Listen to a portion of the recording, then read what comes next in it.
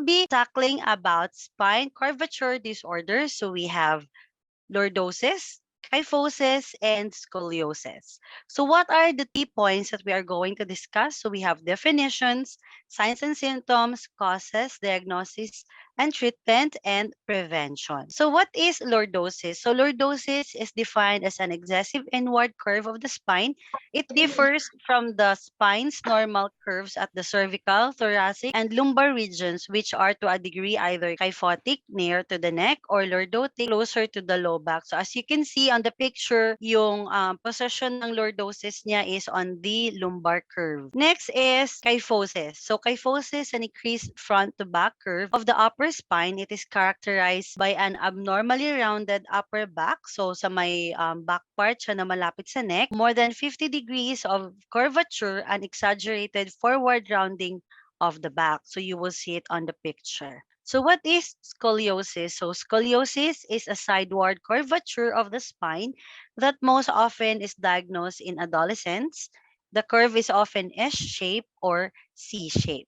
So what are the causes of lordosis? So lordosis, most causes niya is due to medical conditions. So for example, achondroplasia. So this is a disorder in which bones do not grow normally, resulting in the short stature associated with dwarfism. So if you were able to listen to my wellness before about dwarfism, so achondroplasia, it is affected by the growth hormone sa katawan natin. Next is spondylolisthesis, a condition in which a vertebrae, usually in the lower back, slips forward. So yung vertebrae niya or yung bones or backbones, medyo nagfo-forward yung vertebrae niya. So that's lordosis.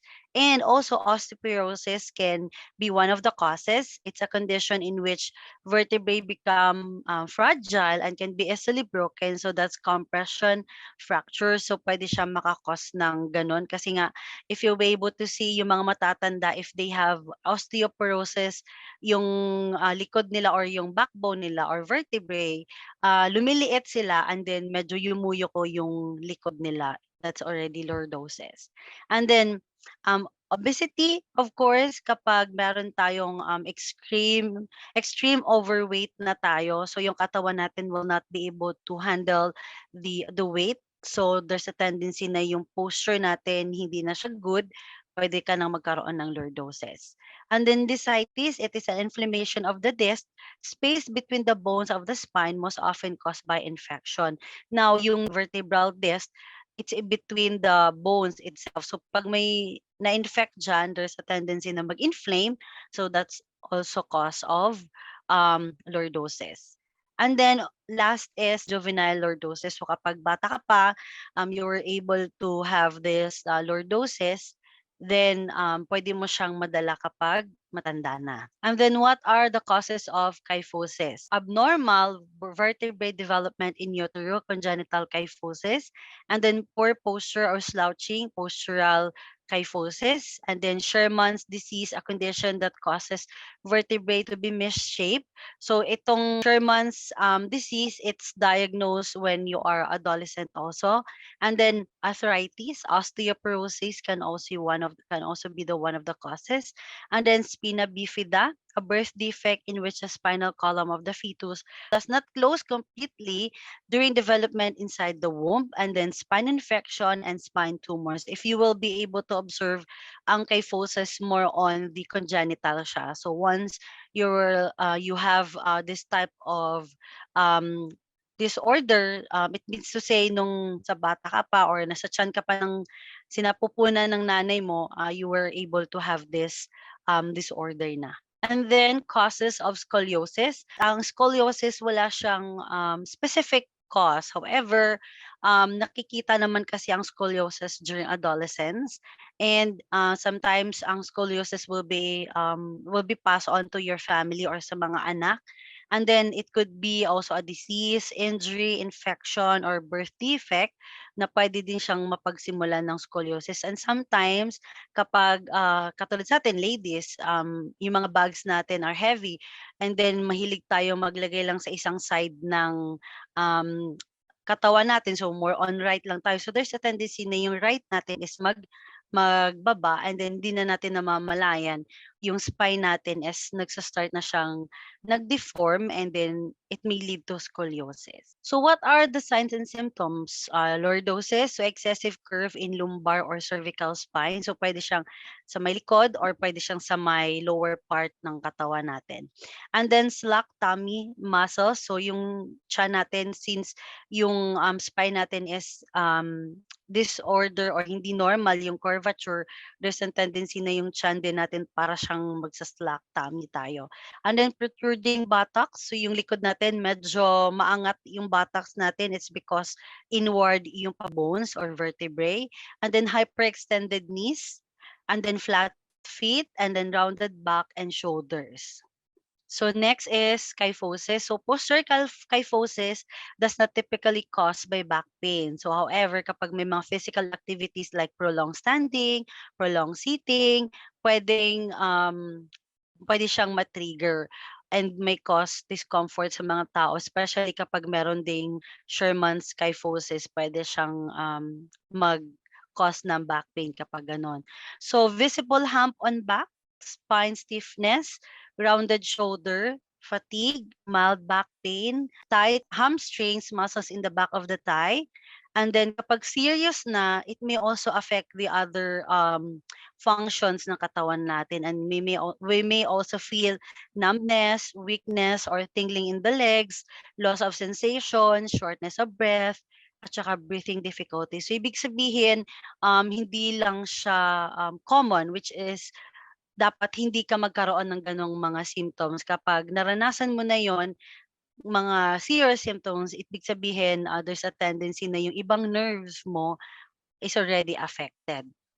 So scoliosis, what are the symptoms? So kapag makakita kayo ng mga taong ganito, kahit hindi pa siya na-x-ray, you will be able to see na parang may scoliosis 'to. Shoulder is higher than the other, so lower yung isa na part, ang isa medyo mataas, and then rib cage appears higher than the other, of course, kasi nga sa shoulder pa lang gano'n na, tabingi na yung katawan, especially kapag magkaroon ka ng S-shape na scoliosis. And then hips appear higher or more prominent than the other, and then leg may appear shorter than the other. Sometimes yung paglalakad nga nila hindi balance, and then body tilts to one side. So kung more on right-sided ka, so pag ganun yung katawan mo, pati paglalakad mo, more on right side din. And then your waist appears uneven. So kasi nga, hindi na siya balance. It's because yung vertebrae mo, hindi na din siya normal. Medyo nag-slightly curve na siya sa left or right. So what are the diagnoses? So before you will be diagnosed with lordosis, kyphosis, and scoliosis, the perfect person or the specialist that handles that is the orthopedic surgeon or doctor. So they will collate your medical history, your growth development. They will have you perform stand and bend forward from the waist while your doctor views your spine from the side. Makikita kasi yon, visible siya.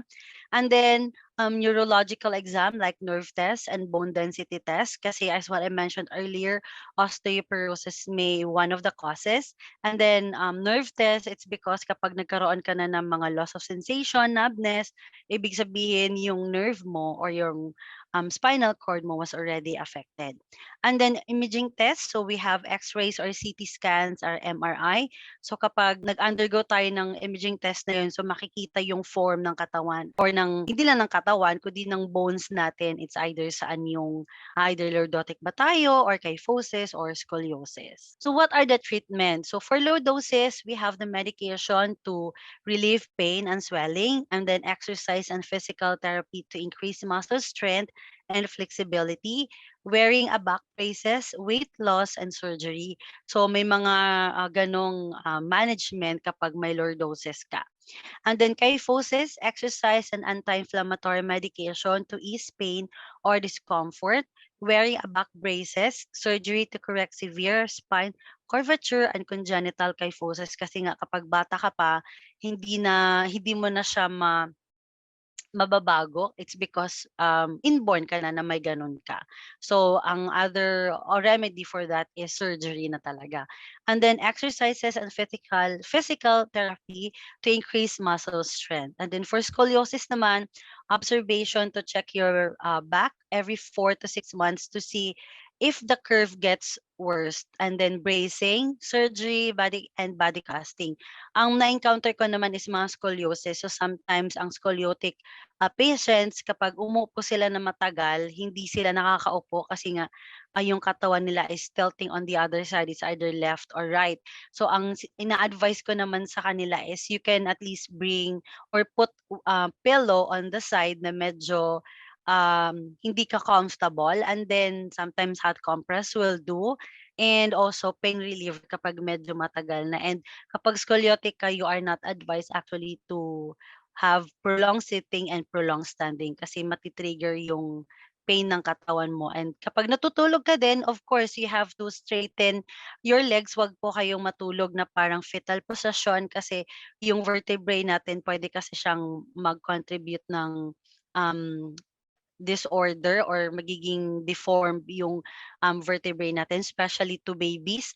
Kaya yung mga bata, they need to have an assistance when it comes to lying, pag nakadapa sila pag natutulog, kasi nga yung mga vertebrae nila, it should be aligned. Kasi kapag hindi siya na-align, so there's a tendency na on their adolescent stage, magkakaroon sila ng ganitong curvature disorder. And then bracing, and then surgical infusion and body casting, ito yung mga ginagawa or mga medical intervention na pwedeng gawin sa mga ganitong patient. So they can have the braces. So ang braces, it depends on the area kung saan yung affected. Kung sa cervical spine ba, so yung pang cervical na bracing ang gagawin. And the next is the surgical infusion. So yung vertebrae mo, in order for it to be straightened, operahan ka, so lalagyan ka ng mga something na braces dyan para magiging straight yung vertebrae mo. And then the last is body casting. So yung katawan mo, lalagyan siya ng mga cast para at least mas slightly straighten siya. So sa mga scoliotic, minsan ginagawa yan sa kanila. Kasi medyo, lalo na pag may S-shape ka na backbones or vertebrae. So what are the preventions? So you have to exercise and have a good posture. It's either standing or sitting. You have to practice good posture kasi nga kapag mali yung posisyon natin sa pag-upo at pagtayo, there's a tendency na we will have this type of disorder. And then chiropractic care. So chiropractic, you have to make sure na if you will consult it with them, you have also to talk to your orthopedic before you undergo such procedure para at least hindi ma-damage yung vertebrae mo. Kasi yung vertebrae natin, that is one of the most important kasi nga diyan nanggagaling yung pagiging upright, and yan din yung important organ na pwedeng or part ng katawan natin na pwedeng makatayo tayo at pwede tayong makaupo. Okay, that would be all. Thank you so much for your time, guys. Now, if you have any questions, clarifications, or suggestions, you can directly message us at the APOSI Clinic team. So thank you for listening. Have a great day. Bye.